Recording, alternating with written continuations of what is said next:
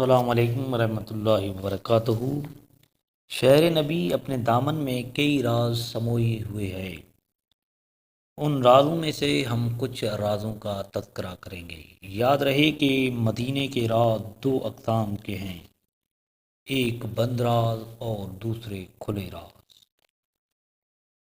بند راز وہ ہیں جن کی موجودہ وقت میں کوئی تشریح ممکن نہیں۔ کھلے راز وہ ہیں جو ماضی میں بند راز تھے لیکن اب ان کی کچھ وضاحت، سمجھ یا ثبوت ہمیں مل چکا۔ آج ہم حضور صلی اللہ علیہ وسلم کے شہر مدینہ کے دو اہم کھلے رازوں کا تذکرہ کریں گے۔ پہلا راز جبل احد کا ہے۔ جبل احد مدینہ منورہ کے شمال میں واقع 7 کلومیٹر طویل پہاڑ ہے۔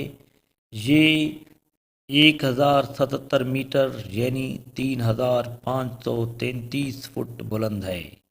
نبی کریم صلی اللہ علیہ وسلم نے ارشاد فرمایا، جبل احد ہم سے محبت کرتا ہے اور ہم اس سے محبت کرتے ہیں۔ اس محبت کا راز 14 صدیوں بعد کھلا جب ہوائی جہاز ایجاد ہوئے اور خلا میں گردش کرتے سیٹلائٹ سے زمین کے چپے چپے کی تصویریں لی جانے لگیں۔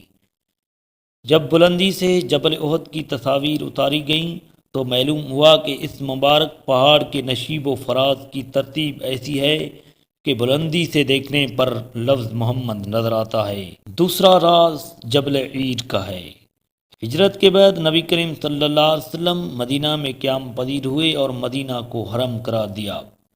حرم مدینہ کے حدود شمال میں جبل احد سے لے کر جنوب میں جبل عید تک پھیلی ہوئی ہیں۔ نبی کریم صلی اللہ علیہ وسلم نے فرمایا، عیر وہ جگہ ہے جو ہم سے نفرت کرتی ہے اور ہم اس سے نفرت کرتے ہیں۔ اس نفرت کا راز 14 صدیوں بعد کھلا جب ہوائی جہاز میں فضائی خلا میں گردش کرتے سیٹلائٹ سے جبل عید کی تصاویر اتاری گئی تو معلوم ہوا اس مردود پہاڑ کے نشیب و فراز کی ترتیب ایسی ہے کہ بلندی سے دیکھنے پر لفظ الجحیم نظر آتا ہے۔